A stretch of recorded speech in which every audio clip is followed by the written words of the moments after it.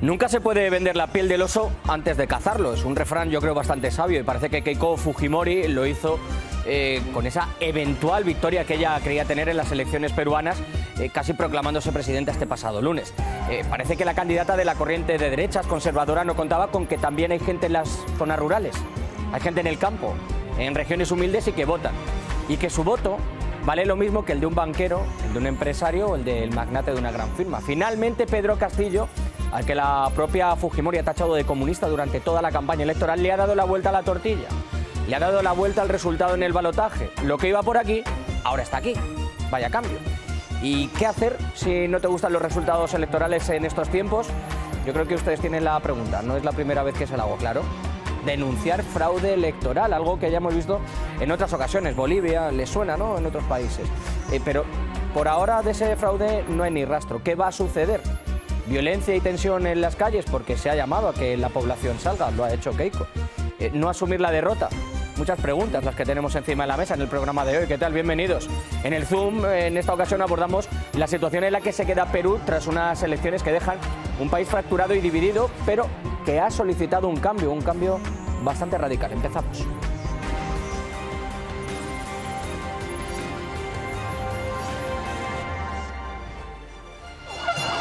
Seremos un gobierno respetuoso de la democracia, de la Constitución actual. Seremos respetuosos y haremos un gobierno con estabilidad financiera y económica. Palabras de un exultante Castillo, ¿verdad? Y este proceso electoral nos deja una radiografía perfecta para saber cómo es Perú. Un país en el que muchos dicen, que votar es casi como ordenar el cuarto de los niños, de los hijos, ¿no? Porque parece que dura muy poco el resultado. En los últimos años ha sido así con los presidentes. Es la herencia de tanto mangoneo en las arcas, de la corrupción, de aprovecharse de los más humildes. El país llegaba a esta segunda ronda electoral con muchas preguntas, con esa sombra de la corrupción, como les digo, sobrevolando por encima de toda la clase política y con unas instituciones devaluadas, con una masa social que quiere soluciones a unos graves problemas reales de una vez por todas. Soluciones reales. Los resultados de los comicios nos hacen tener una idea clara de que el país está dividido, partido en dos, roto en dos partes muy diferenciadas, polos radicalmente opuestos y antagónicos. Las votaciones no han podido estar más igualadas hasta el momento. Verán, estos son los resultados. Con un 99,795% de los votos procesados, los resultados son los siguientes. Keiko Fujimori acumula 49,794% de los boletos. Pedro Castillo, 50,206% votos. Con este resultado, Castillo, del partido Perú Libre, es presidente electo y ganador de esos comicios. Bueno, después de conocerse los resultados, el escándalo pues no tardaba en salir a la palestra, la jugada de siempre. Por supuesto que Fujimori hablaba en su día de aceptar los resultados, fueran los que fueran, pero ahora ha dejado caer la palabra que ven a mi espalda, fraude, sistemático además ha dicho. Keiko alude a que tiene pruebas de eso, pero no sé si son las mismas, como les decía, de Bolivia, cuando acusaron a Morales y luego pasó lo que pasó. Lo único cierto, y eso es verdad, es que el clima de crispación puede hacer que la calle sea escenario de enfrentamientos provocados por esa retórica incendiaria de la candidata que ha visto frustradas sus aspiraciones. Hemos notado que ha habido una estrategia de parte de Perú Libre para distorsionar o dilatar los resultados que reflejen la voluntad popular. Me refiero a la impugnación de actas, la mayoría tratando de evitar que las actas con mayor votación para Fuerza Popular no sean contabilizadas. Rechazamos las declaraciones de la candidata de Fuerza Popular, recordándole que Perú Libre jamás recurrió al fraude electoral. Por el contrario, siempre fue víctima de este y pese a todo supimos enfrentar y vencer.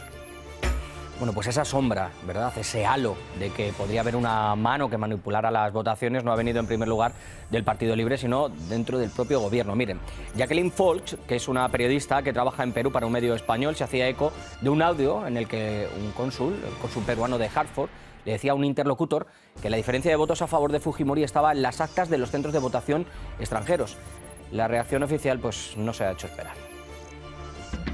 El cónsul de Hartford mencionaba el número de mesas en Miami, las de su jurisdicción 56 y otras, y añadía, ahí va a estar la diferencia.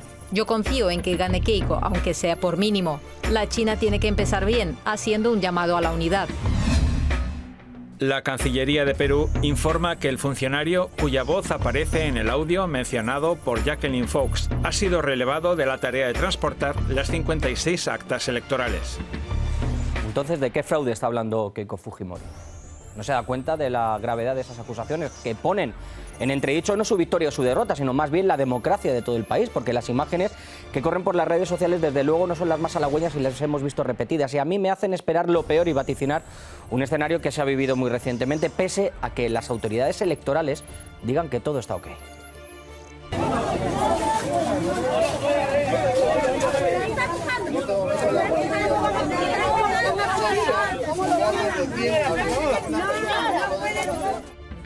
Las instituciones del sistema electoral rechazamos la campaña de desinformación y fake news que circula en las redes sociales. Día a día, los organismos electorales te explicaremos qué es un acta electoral, un acta observada y en qué casos se impugna un voto.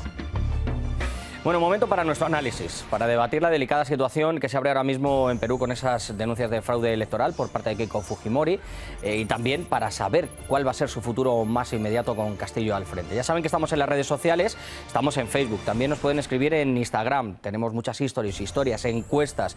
Hoy les vamos a ofrecer una, de hecho, y también suscríbanse a nuestro canal de YouTube. Contamos en el Zoom con dos personas que conocen muy de cerca todo lo que está sucediendo en aquel país, con el periodista y sociólogo Marco Teruggi, desde Lima, y con la investigadora del Centro Latinoamericano de Análisis Estratégico, Bárbara Ester.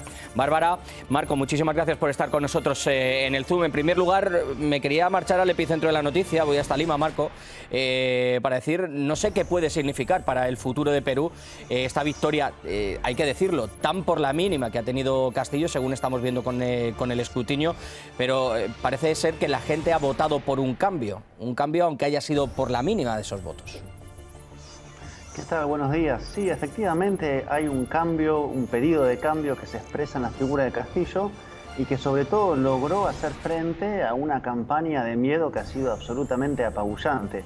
La gran mayoría de los medios de comunicación, todos los grandes medios, han hecho, digamos, una operación para acusar a Castillo de comunista, de vínculos con el terrorismo, de que Perú entraría en un precipicio en caso de ganar. Eso ha sido tapas, periódicos, noticieros, redes sociales, y a pesar de eso predominó la voluntad de una mayoría que estamos viendo, por una diferencia pequeña de votos, pero mayoría, que ve en Castillo una propuesta de cambio central, que se basa, digamos, en una propuesta vertebral que es una nueva constitución con un proceso constituyente. Castillo, si se quiere, es un emergente de una crisis política social y la mayoría del pueblo, contra tantas adversidades, está diciendo que por ahí es lo que se está buscando. El que haya sido tan apurada esta victoria de Castillo, Bárbara, y que haya sido una diferencia de votos pequeña, es una mayoría desde luego, pero la diferencia de votos y este recuento que prácticamente ha sido de infarto, a mí lo que me dibuja, y lo he dicho un poco antes al inicio del programa, es dos polos opuestos dentro de un mismo país, ¿no? A algunos les puede extrañar que una candidata que está acusada de corrupción y que incluso ha estado en la cárcel tenga este apoyo de votos, otros que una persona tan novedosa como Castillo también lo haya acumulado, y yo no sé si se ha votado del mal el menor o si realmente hay esta polarización en Perú. ¿Qué piensas? Bueno, creo que el principal apoyo que tuvo Pedro Castillo provino de las regiones, ¿no? Fue clave el voto rural para su victoria. Si bien la diferencia fue chica, yo creo que es imposible que Castillo tenga el aparato para poder manipular o hacer ningún tipo de fraude. Por el contrario, hubo una enorme cantidad de actas observadas por parte del fujimorismo, que contrató a bufetes importantes para realizar este tipo de actividades, y como vos mencionabas antes, la sistematicidad, ¿no? De cuando no me favorecen los resultados electorales, apelo a las denuncias de fraude y demás, que fueron, como también mencionaban, no tenidos en cuenta por los observadores internacionales, que dijeron que los comicios se realizaron en total conformidad con el proceso. Cuando Keiko Fujimori, en este caso, Marco, tú lo has vivido allí, aludía a este fraude sistemático, las palabras a mí me recordaban mucho a las de Carlos Mesa en Bolivia, porque es que la expresión es la misma, exactamente la misma. Las imágenes que nosotros hemos puesto para que la audiencia lo viera, pues han sido muy similares a las que veíamos que corrían en las redes sociales también en Bolivia. A mí me extraña que se esté intentando utilizar esta fórmula en distintos países para crear una especie de realidad paralela, una especie de posverdad, porque esto no es que te dé la victoria o te la quites, estás quitándole legitimidad al proceso democrático de todo un país. Sí, exactamente. Yo creo que se podría pensar eso en dos términos. En lo inmediato hoy, que se está a la espera de los resultados, ya es miércoles, la votación fue el domingo, genera un clima de especulaciones, de rumores, pero si uno ve la prensa, por ejemplo, no hay un gran apoyo a esta tesis del fraude. Entonces la pregunta es hasta qué punto esto que planteó Keiko Fujimori sin mucho sustento o sin sustento, tiene efectivamente, digamos, un acuerdo de factores de poder capaces de hacer que esta elección, que va a llegar a un resultado de victoria de Castillo, sea alterada. Esa es la primera cuestión, que es lo inmediato. Pero segundo es lo que vos decís, que es lo que se viene después. Si en esto que hace Keiko Fujimori no hay una preparación de lo que va a ser un escenario de ofensiva muy fuerte contra el gobierno de Castillo, algo que ya hizo Fujimori en el 2016 cuando perdió contra Kuczynski, que tampoco reconoció la victoria, y eso de hecho desató una crisis política, entre otras variables, que hacen que en los últimos 5 años en Perú hubo 5 presidentes. Entonces está lo inmediato y está lo que se viene. Ya hay una preparación ante un posible o ya casi certero gobierno de Castillo. Esa sería una de las cuestiones que quería plantear ahora un poco, si se estaba preparando desde antes, cómo estaban las organizaciones institucionales, viendo también el paso al lado que ha dado la OEA, pero lo que sí que me gustaría preguntarte, Bárbara, ahora, y si me permites también, se lo hemos preguntado a nuestros seguidores en las redes sociales y también a toda la gente que nos está viendo, bueno, pues ¿qué les parece esa alusión al fraude que ha hecho Keiko Fujimori? Lo van a ver ahora mismo en sus pantallas. Nosotros lo hemos hecho en esta encuesta en Twitter y nosotros preguntábamos si realmente había habido fraude y la gente estaba con ella, o si esto era una excusa para replegarse en esa derrota, ¿no? Para excusarse. Más del 80%, como estamos viendo, ha votado a favor de unos cerca de 2.000 votos. Y en este caso, esa excusa o no excusa, lo que sí que ha podido generar es esa gestión que hablábamos del exterior. Pero la OEA ha dado ese paso al lado, como te decía. ¿Cómo se habrá visto este organismo para no apoyar del todo esta situación, diciendo que los comicios estaban bien? Quizá no se quería pillar los dedos con una figura tan polémica como la de Fujimori. Sí, comparto. Además no fue, digamos, la única técnica de campaña sucia que utilizaron. Es notable cómo en cada elección en la que ha participado Fujimori en los últimos 10 años, desde el 2011 hasta ahora, siempre hay un rebrote senderista, siempre hay muertos. Lo vimos con la masacre del Brain, ¿no?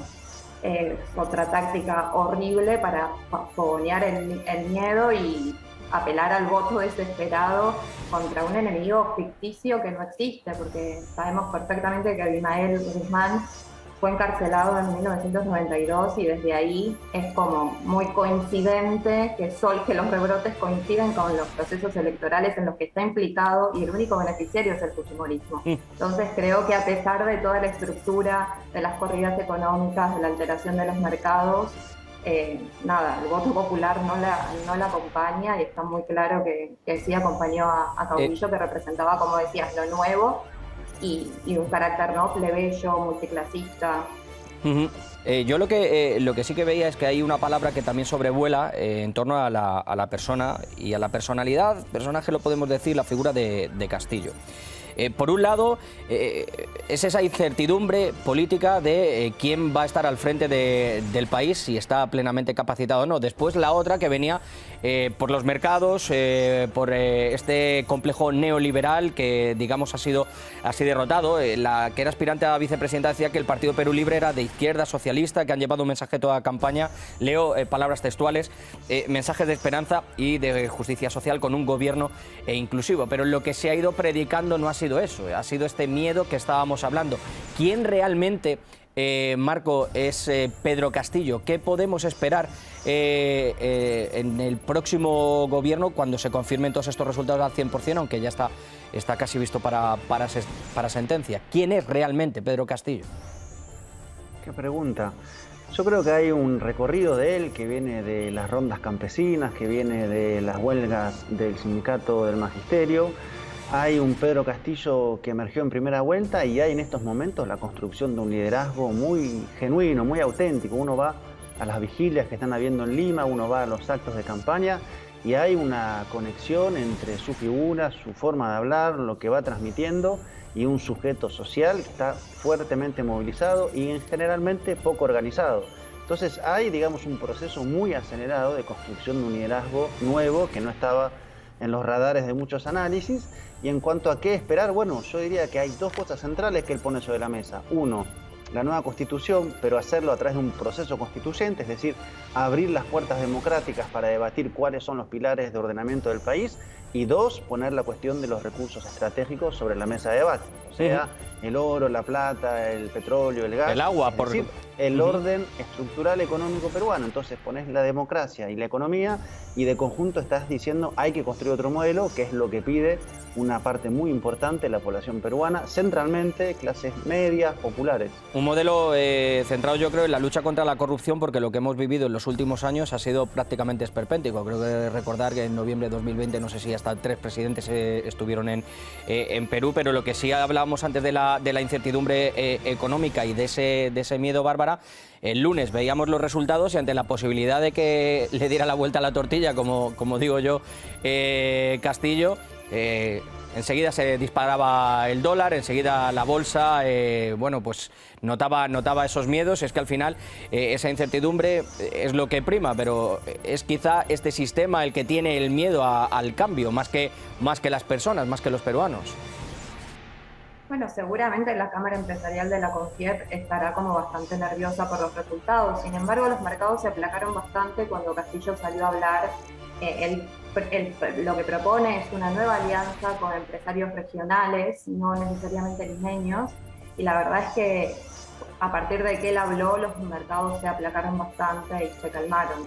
Comparto lo que decía Marco recién sobre el carácter tan amplio de lo que él expresa y el cambio del modelo neoliberal. Para eso va a tener que renegociar los contratos mineros y demás, pero realmente hay mucha expectativa en torno a su candidatura, bueno, por la reforma constitucional, que digamos lo que hizo es consolidar hace 30 años este modelo neoliberal tan duro, y también tomaría en cuenta la pandemia como una de las causas, además de la corrupción que vos mencionabas, porque digamos la desigualdad neoliberal se notó mucho más en términos de vida o muerte, en cuanto a que no había camas, que no había oxígeno, y la verdad la cantidad de muertes fue apabullante también. Entonces como que digamos que terminó de caldear un clima social que estaba como muy presionado. Sí, porque ahora mismo la situación en la que está Perú es una grave situación económica, una situación sanitaria muy grave, con casi 200.000 muertes, creo que son 180 y pico mil, me parece.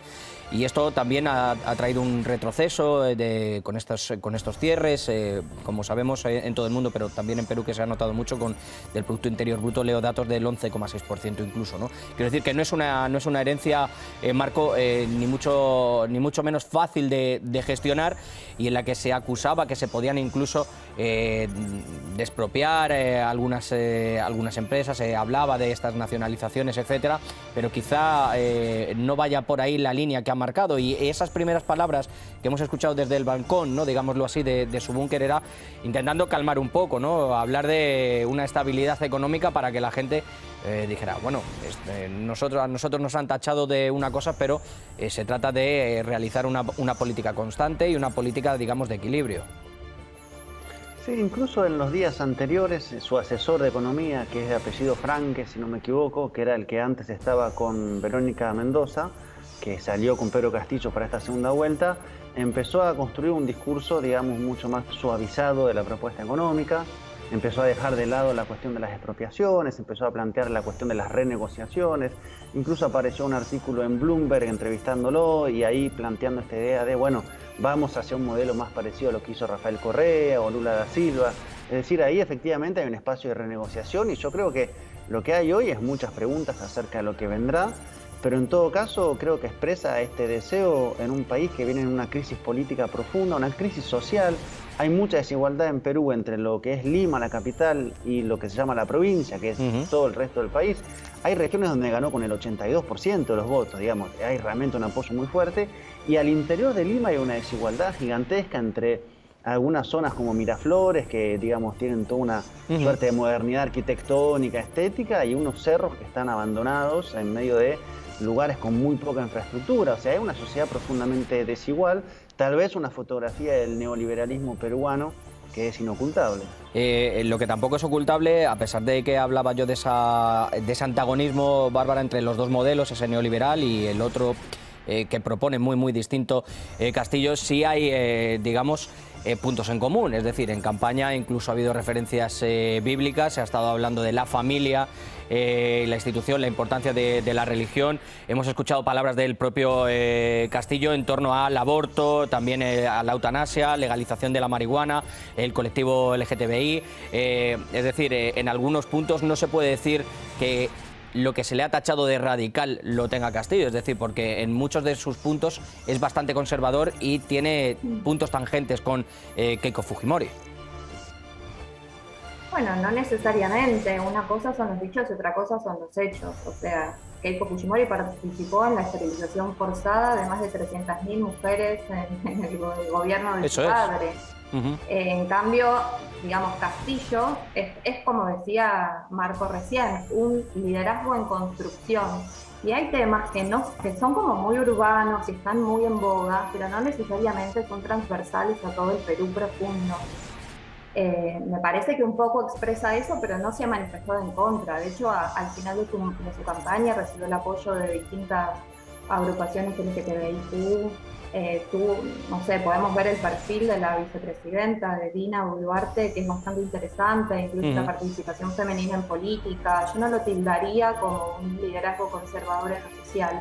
Me parece que es un proceso de liderazgo en construcción y mucho más complejo, y que tiene también, digamos, la particularidad de expresar distintas partes de lo que es el Perú, desde una adhesión religiosa, si se quiere, que puede ser evangélica o católica, hasta la provinciana, la regional. Me parece que lo que más define lo que es él es un emergente nacional y popular, a diferencia de Keiko, que es como la representante de la élite y del statu quo. Al final siempre él está abogando por llevar todo esto a una Asamblea Nacional Constituyente, ¿no? Para que todos estos temas que son tan delicados se puedan votar. Apenas me queda un minuto y lo que sí quería preguntarte, Marco, es, no sé qué clima estáis viviendo ahora allí, pero a mí me reconcome un poco esta pregunta. Si se va a dejar gobernar a Castillo finalmente, que era lo que decíamos, si va a haber distintas campañas mediáticas, si no se va a aceptar esta derrota de ese modelo neoliberal. Es decir, no me gustaría llamarlo golpes blandos, tampoco sé desde luego si se va a convocar a la gente en las calles para ver escenas que estamos viendo en otros países latinoamericanos, pero no sé cómo lo estás viendo tú. Desde luego el camino no parece que vaya a ser un camino de rosas. Lo primero es asegurar el resultado y que el organismo electoral diga que el ganador es, en este caso todo indica, Castillo, y se zanje eso lo más rápido posible y no se abra una suerte de dilación de tiempos que empiece a generar especulaciones, anuncios de acciones desesperadas, movilizaciones. O sea, que no se abra una caja de Pandora y que se cierre el capítulo electoral con una victoria clara. Eso por un lado. Después, en lo que se viene, intuitivamente uno diría, bueno, a Castillo van a intentar detenerlo por fuera y por dentro. Es decir, ingresando de todas las formas posibles al interior de la conformación de su nuevo gobierno, para el cual él tiene que armar un equipo, y también desde afuera, desde el Congreso, donde hay una fuerte presencia de las derechas, del fujimorismo, hasta derechas muy conservadoras, aliadas, por ejemplo, con el evangelismo, y poderes económicos y poderes mediáticos. Yo creo que se viene un poco por varios lados. Pues parece que no va a tener ese camino demasiado fácil. De momento, como decimos, que se ratifique esa victoria con el 100% de los votos, y veremos qué es lo que suceda. Desde aquí desear lo mejor, desde luego, para el pueblo peruano. Muchísimas gracias, Bárbara, Marco, por haber estado con nosotros. Espero volver a contar con vuestra presencia en el Zoom. Un abrazo muy fuerte. Bueno, termino el programa de hoy con algunas conclusiones, si me lo permiten, sobre estas elecciones de Perú. La primera es que, como siempre, el miedo al cambio es algo que los mercados, las bolsas, las divisas sienten sensiblemente, ¿no? Claro, porque en muchas ocasiones son ellas las que manejan a los gobiernos y no al revés. Pedro Castillo ha sido tachado no solo de ignorante por algunos medios de comunicación y también en las redes sociales, sino también de comunista extremo que quiere llevar el caos, la expropiación a los peruanos. Pero esos mensajes están más cerca de esas películas de terror que muchos están enarbolando en campaña cuando se sienten entre la espada y la pared, que algo más puramente cerca de la realidad. Perú ha tenido más presidentes en los últimos 5 años que yo creo que ningún país del mundo, creo recordar, de verdad, si no me pueden escribir. Echen cuentas.